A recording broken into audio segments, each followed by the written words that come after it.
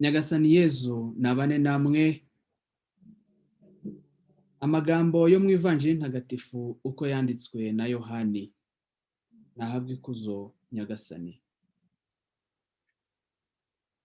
Yezu azirikanye ko se yamweguriye byose kandi ko yaturutse ku Mana kandi akaba ari yasanga, niko guhaguruka ava ku meza, yikuramo umwitero we, afata igitambaro arakikindikiza, nuko asuka amazi ku ibesani atangira koza ibirenge by'abigishwa be, akajya abihanaguza igitambaro yari akikindirije. Amaze kugera kuri Simoni Petero, maze Petero aramubwira ati, Nyagasani, aba ari wowe unyoza ibirenge? Yezu aramusubiza ati, ibyo nkora ubu ntiwabimenya, ariko uzabimenya hanyuma. Petero aramubwira ati, ntuzigera na rimwe unyoza ibirenge. Yezu aramusubiza ati, ndamutse nakogeje ntuzagira umugabane hamwe nanjye. Petero aramusubiza ati, Nyagasani, noneho si ibirenge gusa, dore n'amaboko ndetse n'umutwe. Yezu aramusubiza ati, uwiyuhagiye nta kindi aba ashigaje kitari ukoga ibirenge, kuko aba yisukuye wese. Namwe murasukuye, ariko si mwese.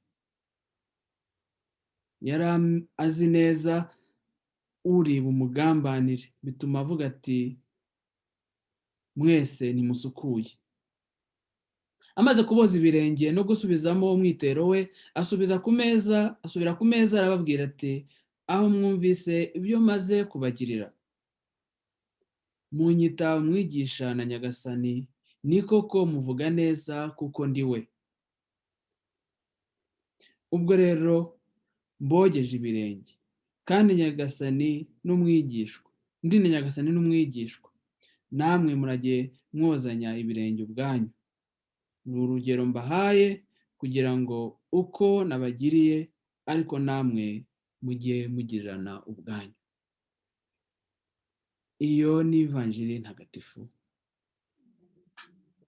Uragasingizwa Yezu Kristo.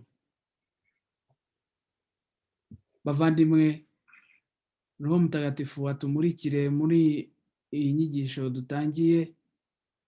Icyo twifuza ari uko twese twegera Nyagasani, agasukura imitima yacu, tukenjerana nawe muri iki cyumweru gitagatifu n'umutima usukuye, kandi aho waba udasukuye akawusukura. Tumusabe rero atumanukireho, kandi ibyo duharanira byose ari ikuzo rye no kurushaho kumenya kuruta ibindi byose twakwirukamo. Ibi byose tubisabye twizeye ku bwa Yezu Kristo, umwana wawe n'umwami wacu, Imana mubana mugategekana mu bumwe bwa Roho Mutagatifu, uko ibihe bihora bisimburana iteka. Amina. Mu izina ry'Imana Data na Mwana na Roho Mutagatifu. Amen. Nagira ngo by'umwihariko nshimire Sœur Philomène, ma Sœur Philomène wantumiye kugira ngo dutangirane uyu mwiherero. Tuwutangiriye ku ikoranabuhanga kubera ko ngira ngo mwamenye amategeko ya Perezida yasohotse, nubwo azatangira ejo, ariko ahangaha mba ntabwo ndi superiyeri, nanjye mfite abantegeka. Ni byiza rero ko nanjye nkurikiza amategeko ya community. Niyo mpamvu rero ntabashije guhita nza, ariko ndizera ko Nyagasani abidufashije tuza kubasha kugirana umwiherero ndetse n'inyigisho ndetse n'ejo, nubwo tutabonana amaso ku maso, ariko turaza kubireba niba nshobora no kuba naza muri penetensiya ejo ku manywa. Nagira ngo dufate insanganyamatsiko igira iti, murashaka nde? Murashaka nde? Umuhamagaro wacu w'ibanze ni ukugirana ubucuti na Yezu. Ibindi byose ni amateka. Kimwe na Yohani Batisita, igisobanuro cy'ubuzima bwacu ni ukuba inshuti z'umukwe mukuru. Nibuka ko Yohani Batista igihe ahuye na Yezu Kristo avuga ati dore umukwe. Mu ivanjiri ya Yohani umutwe wa 3 umurongo wa 29. Umuntu kandi yakwibuka intangiriro y'umuhamagaro w'intumwa za Yohani Batista igihe zigiye kureba Yezu, hanyuma izo ntumwa ze ebyiri zikamubaza, Yezu akazibona, hanyuma akazibaza ati murashaka iki? Mu ivanjiri ya Yohani umutwe wa 1 umurongo wa 38, murashaka iki? Muribuka ko bamusubije bati turashaka kumenya aho utuye, we want to know where you stay. Ariko uko ivanjiri uyikomeje ukagera ku musozo, ubwo mpereye ku ntangiriro mu muhamagaro w'intumwa, ugiye ku musozo w'ivanjiri ya Yohani, muribuka aho Yezu Kristo ahura na Mariya Madalena, wari wababaye kubera ko inshuti ye Yezu bari bamubambye, hanyuma noneho akavuga ati nta nubwo nzi aho bamushyize. Muzi ko Yezu Kristo amubonekera, hanyuma akamubwira ati mugore urashaka nde? Ntabwo bikiri murashaka iki, ahubwo mu mpera z'ivanjiri ni murashaka nde. So from what to whom? From what are you looking for? To whom are you looking for? Mu ivanjiri ya Yohani umutwe wa 20 umurongo wa 15. Mu buzima bwacu rero abantu bashaka ibintu byinshi.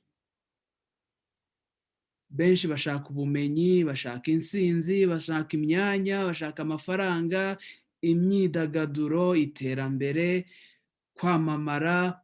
Benshi biruka inyuma ya byinshi kugira ngo bagire abana, bamwe biruka inyuma y'abagore n'ibindi byinshi.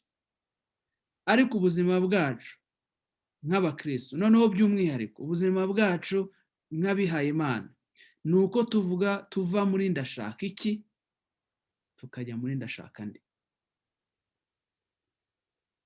Ibi biba hagati y'ukuvuka kwacu n'urupfu rwacu.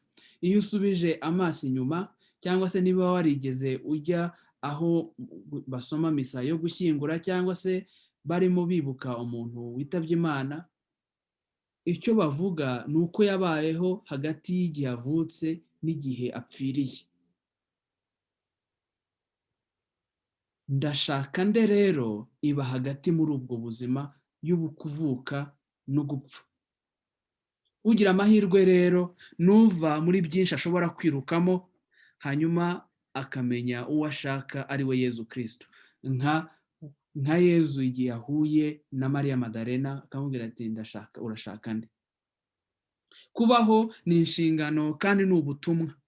To live is a sermon and it is a mission. Twahamagariwe gukunda ikiremwa muntu twahawe.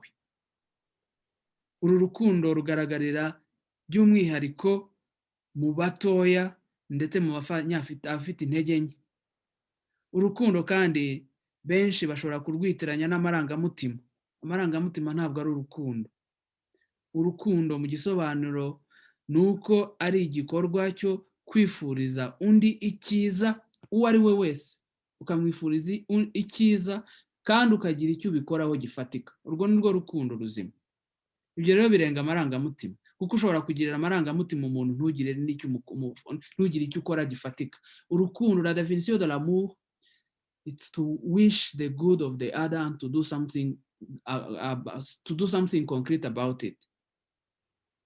Kubera ko Imana itigeze yanga itwanga cyangwa se ngo idute, ari nabyo twizihiza muri iki cyumweru gitagatifu, ahubwo yahisemo gushinga ihema muri twe nk'uko tubisanga mu ivanjiri ya Yohana umutwe wa 1 umurongo wa 14. Kubera ko Imana naho ducumuriye itadutereranye, ahubwo yohereje umwana wayo akababara akageza n'aho apfira ku musaraba. Twabisoma mu ibaruwa Pawulo yandikiye Abanyafilipi umutwe wa 2 umurongo wa 6 kugeza ku wa 8, agira ati we nubwo yari asanzwe afite ubumana. Reka amasomo mu ibaruwa Pawulo yandikiye Abanyafilipi,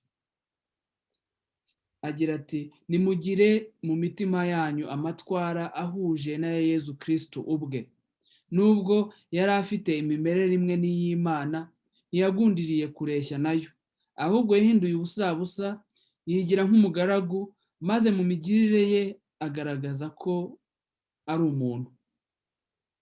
Nuko aho amariye kwishushanya n'abantu, yicisha bugufi kurushaho, yemera kumvira ageza n'aho gupfa, apfiriye ndetse ku musaraba.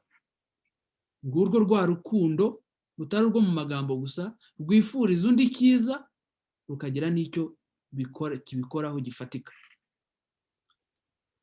Pawulo yandikira Abanyafilipi umutwe wa 2 umurongo wa 6 kugeza ku wa 8. Niba rero Nyagasani yari yarakoze ibi ngibi, natwe tugomba gushaka ubwo bucuti twivuye inyuma. Kandi ubwo bucuti bugaragarira mu rukundo rwa mugenzi wacu. Umwe mu bahanga muri teolojiya witwa Yohani Baptiste Metz avuga agira ati, amwe mu mategeko atanditse mu ivanjiri, ariko buri muntu wese yakwemera, nuko agira ati, umuntu ubona murumuna we cyangwa mushiki we akamwakira akamukunda aba yabonye Imana. Ni ukubera rero ko gukunda mugenzi wacu ntaho bitandukaniye no gukunda Imana, ahubwo ni ikindi gipande cyo ku giceri. Ntabwo dushobora gutandukanya urukundo rwa mugenzi wacu n'urukundo rw'Imana. Ku basize byose rero nkatwe twese duteraniye hano muri uyu mwiherero, ku basize byose cyangwa se abifuza gusiga byose nkatwe, kugira ngo babe inshuti z'umwuga, the professional religious, z'umwuga za Yezu, turasaba ngo Imana idufashe kugira ngo tuve muri byinshi twirukamo, dushake udashira ari we Yezu Kristo. So moving from what to whom.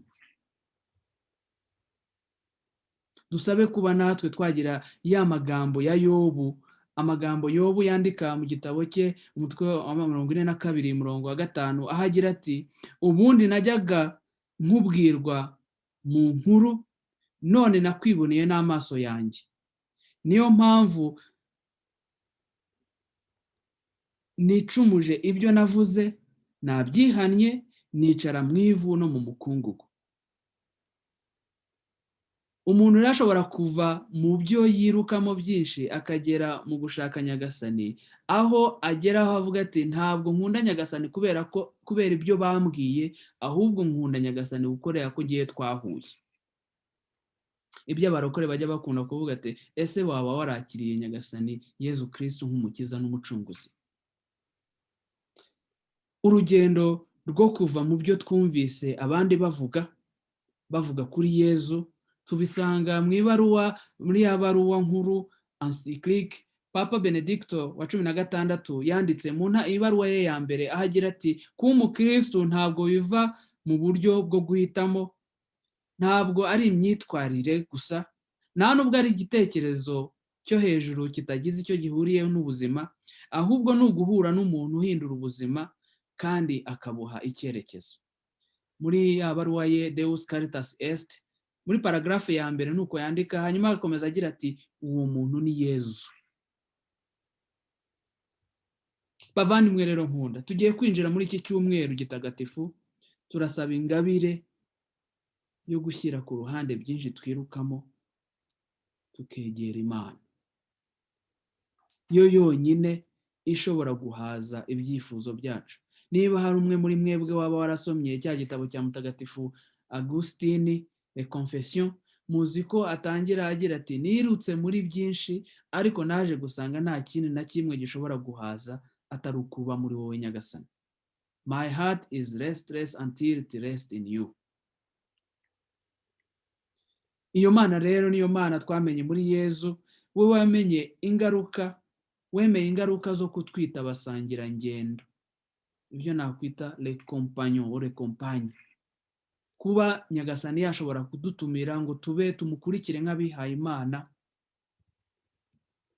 ni icyubahiro tudakwiye. Kandi noneho akifuza ko noneho no kuduhamagara twajya kubisangiza abandi. Ingabire rero dusaba nuko Nyagasani yadufasha kuva mu byo twirukamo tukamenya uwo dushaka. moving from what to whom, bishyize mu rundi rurimi. Ubwo ndabihuza na ya magambo y'abigishwa ba Yezu Kristu ba Yohani Batisita, bagenda bakajya kubaza Yezu bati utuye he, hanyuma Yezu akababwira ati murashaka iki. Hanyuma mu mpera z'ivanjiri, ivanjiri ijya guhera mu ya Yohani, aho Yezu ahura na Mariya Madalena, aramubwira ati mugore urashaka nde, ntabwo ari urashaka iki.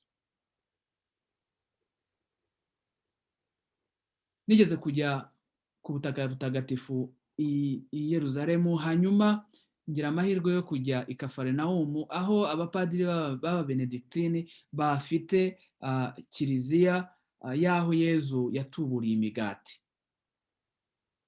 Hanyuma umupadiri wari utuyoboye atujyana muri iyo kiliziya tugiye gusenga, imbere ya alitari hakaba hari imigati 4. Hanyuma aratubwira ati murazi ko Yezu Kristo yatubuye mu ivanjiri, hari ivanjiri imwe ivuga ko yatubuye imigati 5 akayigira myinshi abantu bagahaga. Dukurikiye ivanjiri ariko hano murabona ko twahashyize umugati umwe, twahashyize imigati 4. Kuki tutahashyize 5?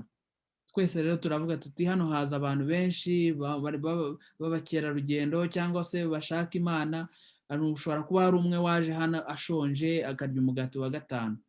Hanyuma umupadiri w'Umubenedictin aratubwira ati rero twebwe twashyize hano imigati 4 kubera ko twifuza ko buri wese uza hano aba wa mugati wa 5, hanyuma hazajya mu bihugu bitandukanye, aho azajya kubera ko atari benshi bagera hano ku butaka butagatifu, akagenda ari wa mugati wa 5 uzamanyurirwa abandi.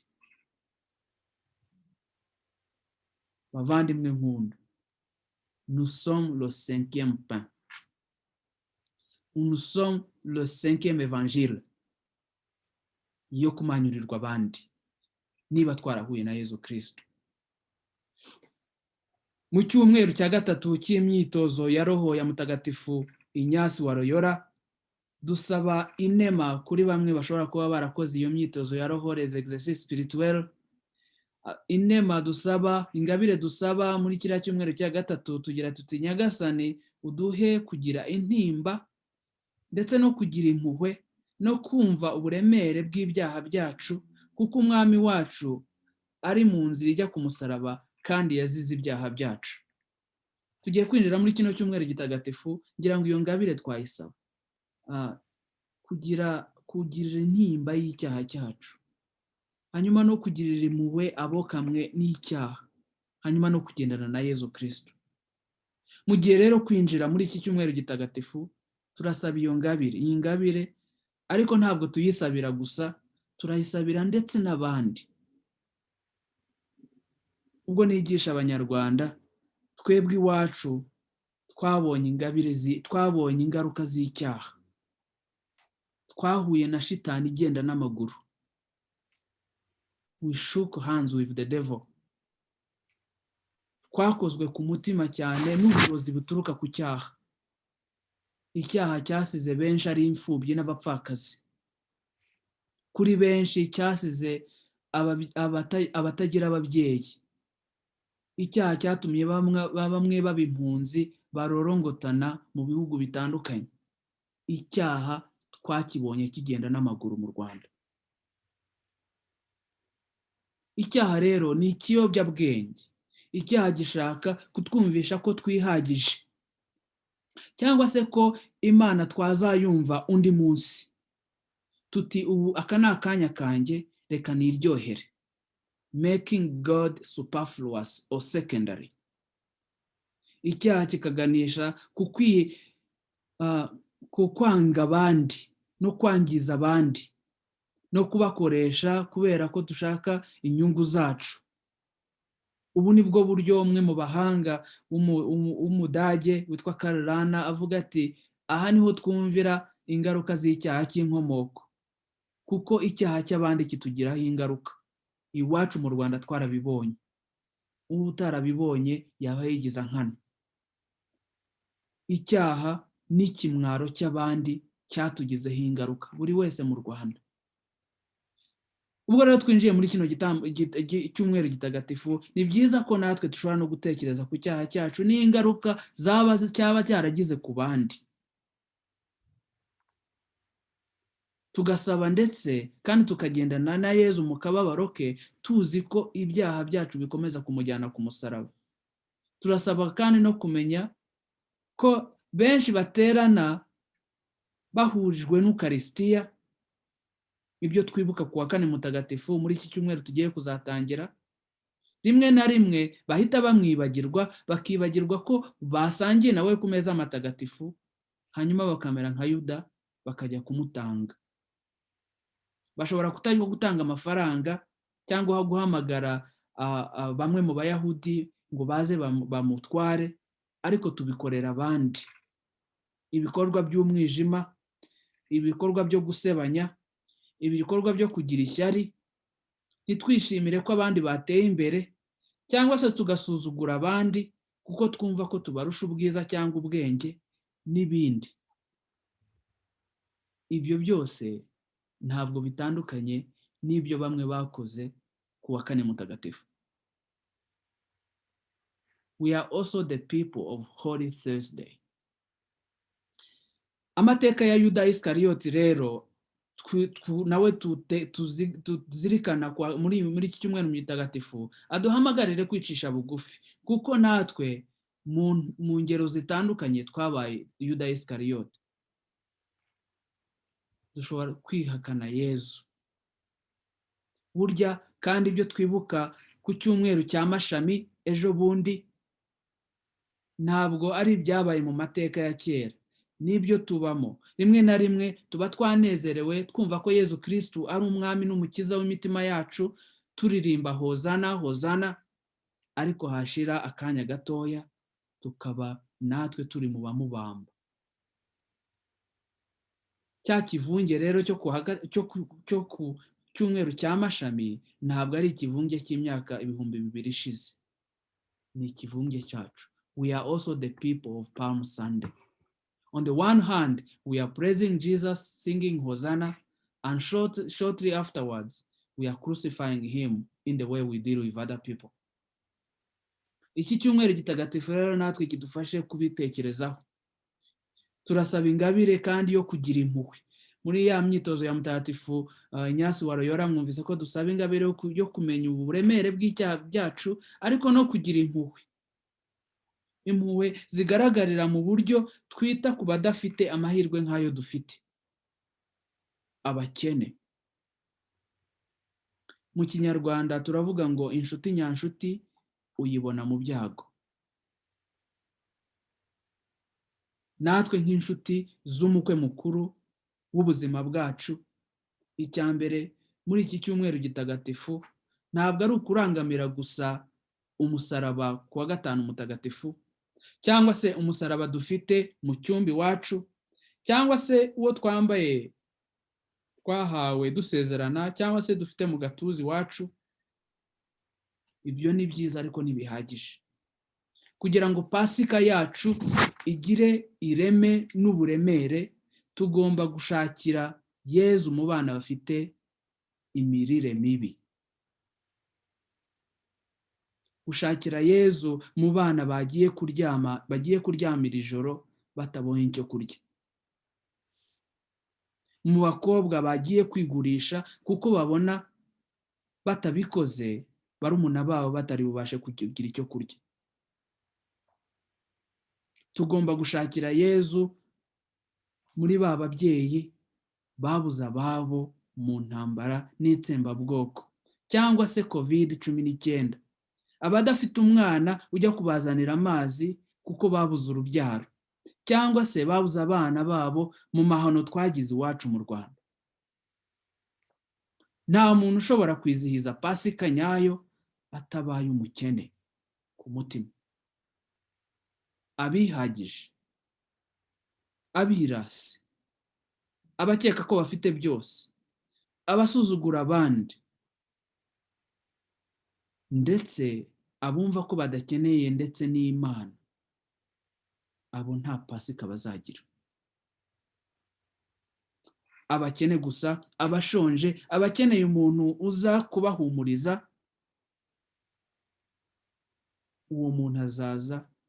Uwo ni Yezu Kristo dushaka, we wadupfiriye nk'uko Pawulo abivuga mu ibaruwa yandikiye Abanyakorenti umutwe wa 5 agira ati yaradupfiriye bose kugira ngo ababaho bamenye ko batibereyeho ubwabo ahubwo babejejweho n'uwabapfiriye kandi akazuka. Mu ibaruwa ya kabiri ya Pawulo yandikiye Abanyakorenti umutwe wa 5 umurongo wa 14 kugeza ku wa 15. Kugira pasika nyayo rero ntabwo ari ukurangamira gusa musaraba gusa mu kiliziya iwacu cyangwa se muri community iwacu cyangwa se twambaye mu gatuzi iwacu, ni ukumusanga muri ba bandi baba ibuzima bwabo bwabaye wa gatanu mutagatifu. Muri iki cyumweru gitagatifu twongere dusubire mu masezerano twagiranye n'Uhoraho. Muribuka ko ku wa 4 mutagatifu twibuka ko Yezu yadusigiye intumwa kandi akabagira abazitangira abandi atari abacanshuro, akabagira abasaserdoti. Ndabizi ko ntarimo mbwira abahagarara imbere y'abandi nk'abapadiri hano. Kuba uwihaye Imana ni umuhamagaro, ntabwo ari umwuga. Kuba uwihaye Imana ni ukwishushanya na Yezu, ntabwo ari umurimo mushya gusa. Kuba uwihaye Imana ni inzira y'ubuzima, ntabwo ari akazi. Kuba uwihaye Imana ntabwo ari ubucuruzi bwinjiza amafaranga. Our life is not a money making business. Ni ugutanga ubuzima bwacu bwose ntubu muncanshuro, ntabwo ari iby'igihe gito ngo umuntu atange serivisi ubundi yigendere. Aho niho dutandukaniye n'abandi cyangwa se n'abaganga bo mu bitaro. Ni umuhamagaro udasanzwe wo guha icyubahiro Imana mbere na mbere, ni umuhamagaro wo kwiyumanganya ugatanga ubuzima bwawe bwose kubera abandi. Ibyo kandi ntabwo bigaragara mu masengesho gusa, bigaragara mbere na mbere mu bikorwa. Muribuka Mutagatifu Francisco wa Asizi yari ari kumwe n'umwe mu bafransisikani bagenda bavuga ko bagiye kwigisha ivanjiri, hanyuma bagenda baganiriza abakene, abarwayi, abana, hanyuma wa wundi bari kumwe w'umufransisikani nawe aramubwira ati ariko ubundi ko twavuye mu rugo tugiye kwigisha ivanjiri, nkaba mbona tutigeze tugera mu kiliziya ngo twigishe ivanjiri, turayigisha ryari?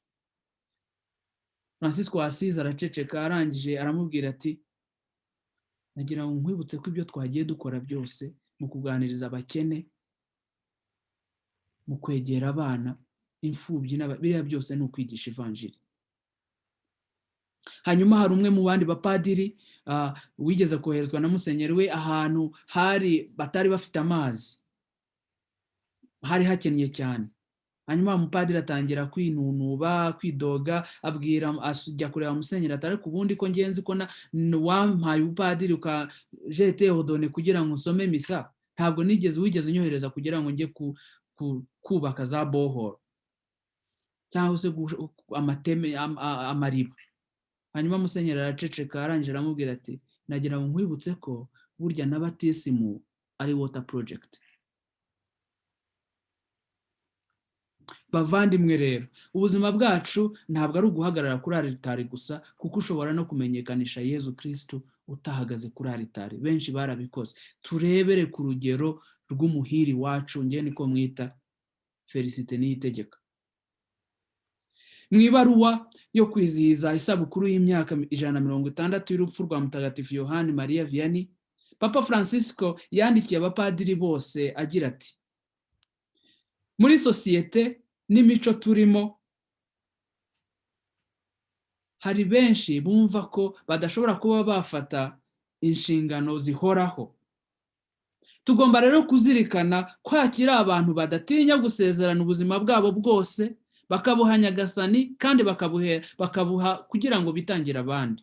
Mu by'ukuri abo bose abihaye Imana, abapadiri berekana mu buryo bukomeje Imana itwizera, Imana itigeze yica isezerano ryayo, nubwo twebwe twaryishe inshuro zitabarika.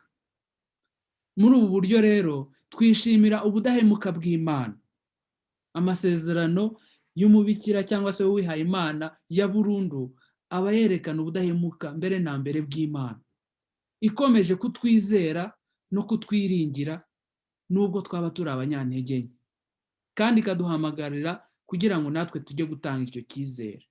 Mu isi rero ifite benshi bumva ko badashobora kuba bafata inshingano zaramba, in a world of where people just want short-term commitments, kwiha Imana n'ubuzima bwawe bwose bigaragara ko wamenye Imana yo itigeze yica isezerano.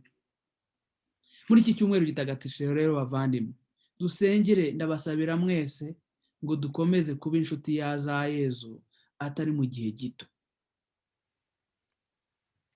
Ntabwo twaje gusinya kontra na Yezu, kuko Imana yo yatugiriye isezerano ridakuka. Dushimira Imana ku muhamagaro utagira ingano kuko yatwizeye kandi tutabikwiye. Hanyuma nka ya Zaburi 116 umurongo wa 12 kugeza ku wa 13, natwe tujye tuzamura isengesho ryacu tugira tuti: Nyagasani, nakwitura iki ku byiza wangiriye. Zaburi 116 umurongo wa 12 kugeza ku wa 13. Nakwitura iki ku byiza wangiriye? Nzazamura inkongoro y'isezerano kandi nkurikiza amasezerano nakugiriye imbere y'abantu. Bavandimwe nkunda, ibi mu kubikora tugomba kubikorana ubwiyoroshye.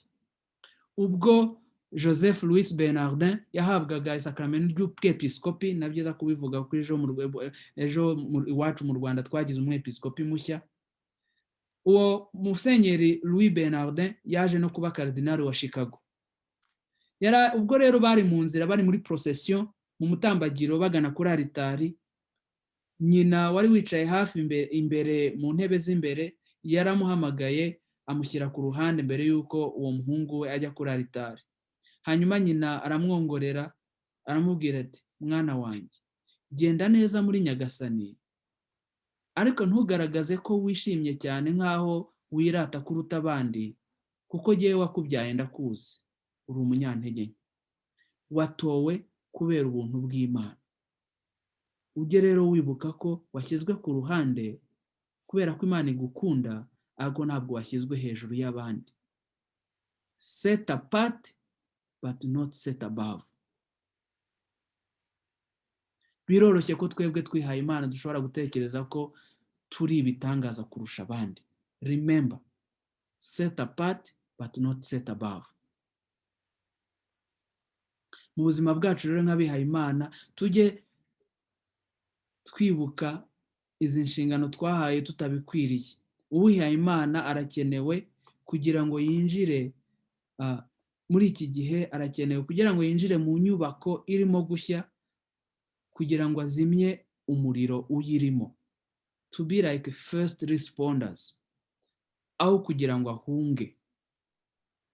Dusabwe guharanira kurwanya icyaha dufashijwe n'Imana. Yezu Kristo ntabwo ashaka ko turwanira umwanya wa mbere ku meza, ahubwo arashaka ko turwanira ku munara.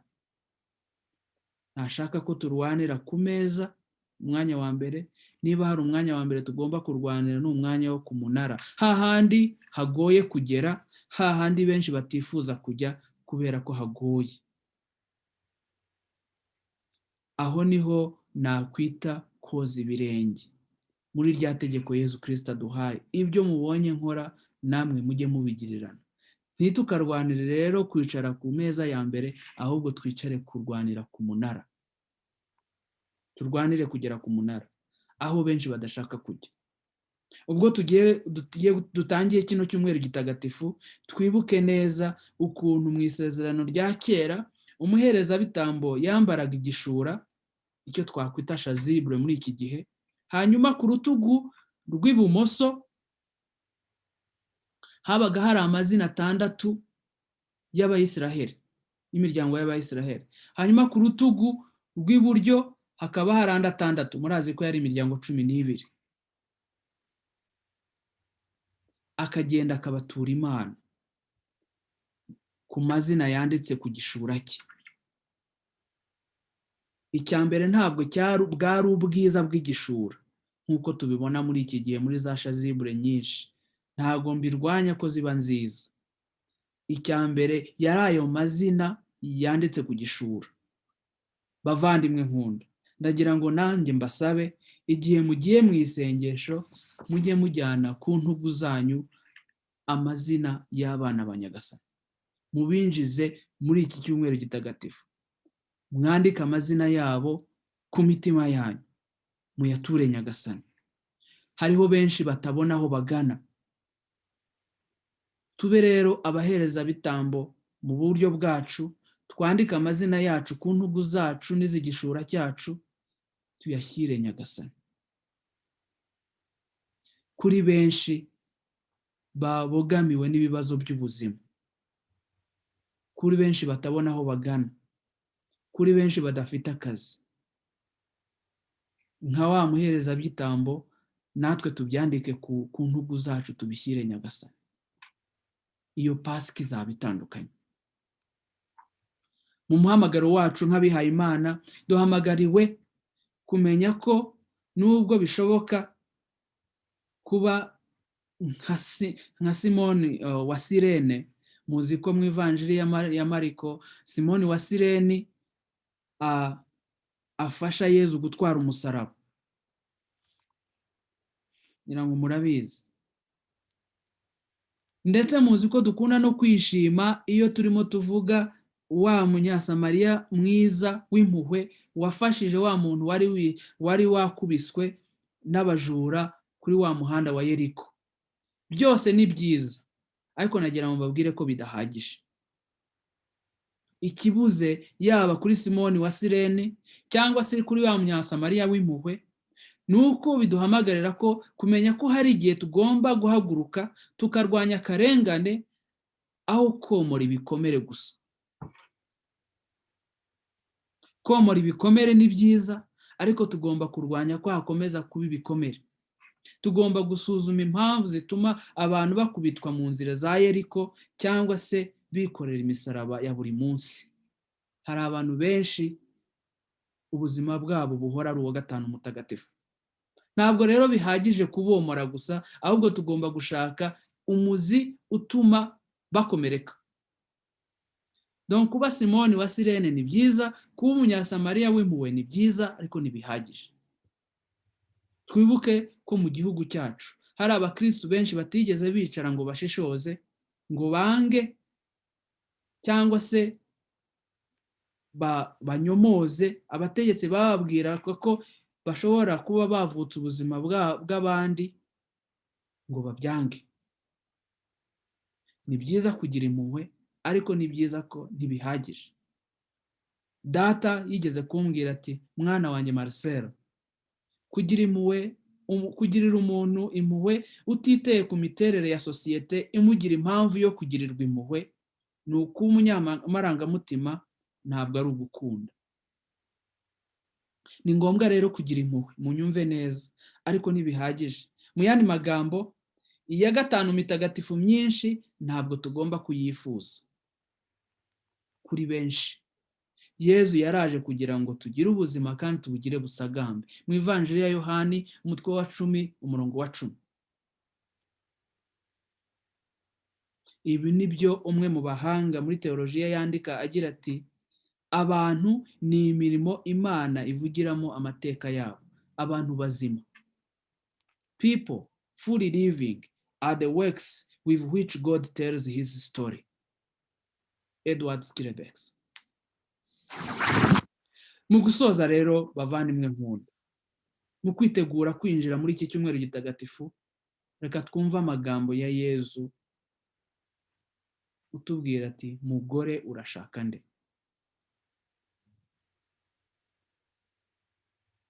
Twibuke ya magambo ya mutagatifu Pawulo mu ibaruwa yandikiye Abanyafilipi. Nubwo Yezu yari afite ubumana ntiyabugundiriye, yicishije bugufi.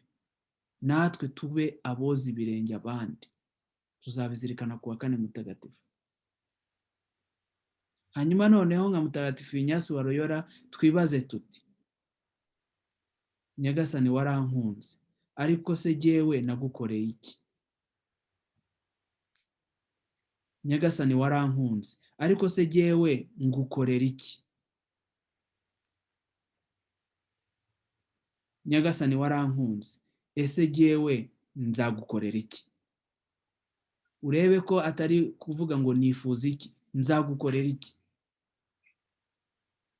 Reka tumenye ko umusaraba atari ikimenyetso cy'icyubahiro, ahubwo ni umuvumo.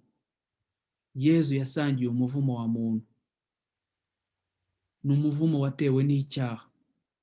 Umusaraba ni ugutahura neza uburyo urupfu ari umwanzi w'ubuzima. Ibyo ni byo twizihiza kuwa gatanu mutagatifu. Bavandimwe, reka rero twibonere cyane, twange icyaha twivuye inyuma, ariko tunareba Imana yadukunze ishaka ko icyo cyaha kitakutugundira. Turifuza ko ubuzima,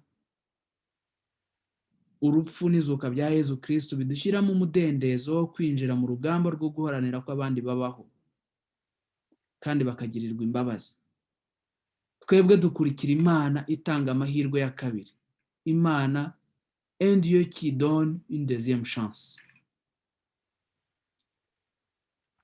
Hari umugore wigeze kujya mu misa, hanyuma padiri arigisha, akaba yateguye inyigisho ye omeri, yayanditse, hanyuma ayiha abakristu bose. Arangije paje ya mbere arababwira ati ngaho nimuhindure mujye kuri paje ya kabiri, tournez la page. Ararangiza, misa irakomeza, hanyuma wa mugore arataha, ageze iwe yumva hari ijambo ryamukoze ku mutima. Tournez la page. Iyo nyigisho ari mu Gifaransa. Tournez la page. Ese padiri yambwiraga, quelle page de ma vie doit être tournée? Ni uruhe rupapuro rw'ubuzima bwanjye rugomba guhinduka? Hanyuma hashize amezi 6 aragenda ajya kureba wa mupadiri nanone, avuga ati padiri, nigeze kuza hano hashize amezi 6, urigisha, wari waduhaye inyigisho yawe, yari amapaje 2, arangije urabwira ati muhindure ujye ku yindi page, tournez la page. Rero naratashye numvaga wambwiye, nagira ngo ubwire ko nari nsanzwe ndi umusambanyi, ariko maze kubivuga nagiye nitekerezaho, numva aho ngomba guhindura urupapuro. Je viens te remercier parce que j'ai tourné la page. Nje kugushimira kubera ko nahinduye urupapuro rw'ubuzima bwanjye. Bavandimwe, munyumve neza, nta n'umwe nita umusambanyi hano, ariko buri wese yisuzume muri iki cyumweru gitagatifu hamwe na Yezu Kristo, turebe aho twaba dukeneye guhindura urupapuro rw'ubuzima bwacu, tukava muri ndashaka iki tukajya muri ndashaka nde Yesu. Mu gihe twinjiye muri iki cyumweru gitagatifu, twibuka amagambo atera icyizere y'umuhanuzi Yeremiya. Yeremiya bivuga neza agira ati, jye nzi imigambi nabagiriye. Uwo ni Uhoraho ubivuze. Ni imigambi y'amahoro itari y'amakuba. Nzabaha kugera ku bihe bizaza kandi nzabaha kwizera. I know the plans I have for you. The plans for life, not to harm you. The plans to offer you a future and a future of hope. Mu gitabo cy'umuhanuzi Yeremiya, umutwe wa 29 umurongo wa 11. Ntabitinzeho cyane, ni icyumweru gitagatifu ni iki ngiki kiduha icyizere ko tuzabaho, urupfu rudafite ijambo rya nyuma. Hanyuma rero namwe babikira turi kumwe, na byiza kureba uvuti nyagasani, wifuza ko nakubera iki mu myaka 10 iri imbere. Kandi hari umugani ugira uti, abantu basangira by'ukuri ntabwo baryana. People who eat together don't eat one another. People who eat together genuinely don't eat one another. Abasangira ntibaryana. Uhoraho abaha umugisha kandi abiteho. Uhoraho abarebana uruhanga rwe kandi abagirira impuhwe. Uhoraho nabaha amahoro kandi azaduha ubugingo bw'iteka. Muze gufata akanya mu byo navuze ndetse no mu mirongo ya Bibiliya natanze, buri wese aze gufata akanya ayikoreshe mu gusenga bucece, cyangwa se ushobora no gufata uwundi murongo muri Bibiliya wagufasha. Nyagasani niwe uyobora, twebwe turi ibikoresho.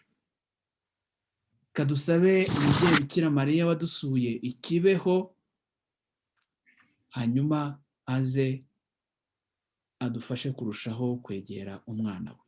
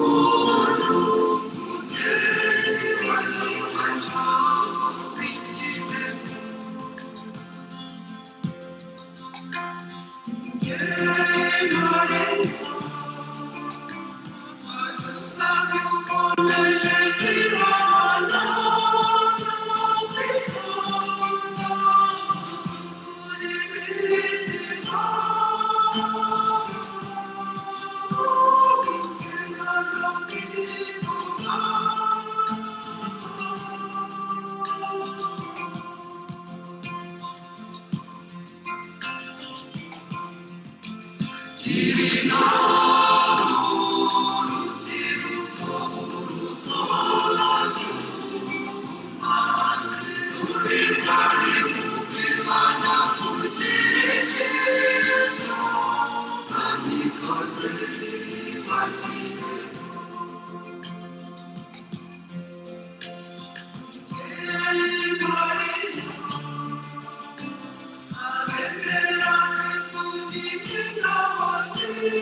you.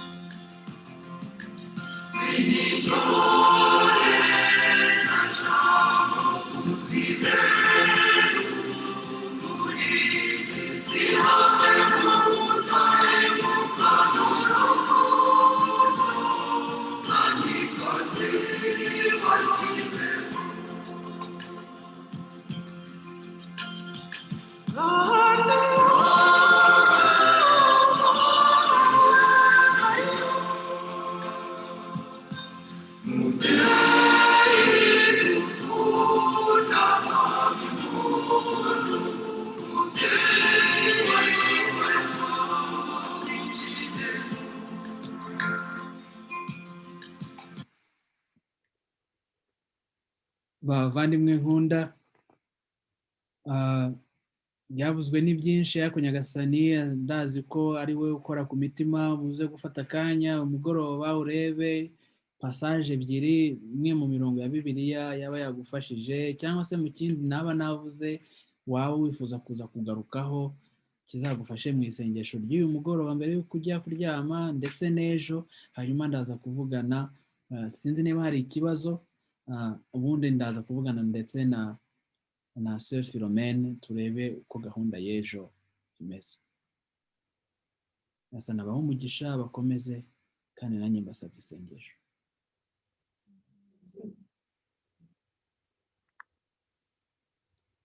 Twasabaga rikodi uzayitwoherereza ku mayimeri. Rikodi Ntabwo nkumva neza. rikodi uzayiduhe ku mayimeri. Rikodi Niturangiza, uretse ko numva ni rekodi y'isaha ishobora kuza kuba ari nini, ndaza kureba. Ntayibasha kuyigira ndayishyira kuri YouTube mbashe kubona link, hanyuma icyo gihe nibyo byaba byoroshye. Ndaza kureba ibyoroshye. Sinzi niba ijwi ryabasha gusohoka neza, mwabashije kunkurikira. Mwabasha kunkurikira? Yego, twagukurikiye. Okay. Twagukurikiye neza. Imana ishimwe.